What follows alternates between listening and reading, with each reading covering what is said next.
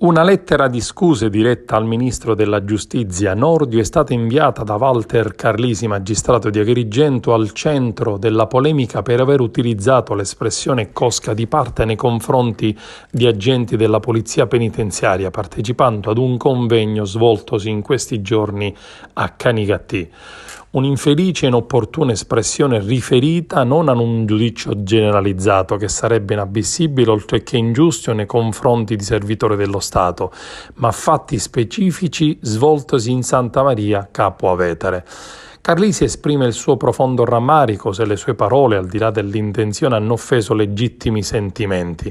Nella lettera, indirizzata anche al capo del Dipartimento Amministrazione Penitenziaria del Ministero della Giustizia, al presidente del Tribunale di Sorveglianza di Agrigento, Carlisi esprime grande stima per la Polizia Penitenziaria e per le sue rappresentanze, per l'alto senso dello Stato, del dovere, del sacrificio prestati in condizioni che spesso travalicano i limiti dell'esigibile.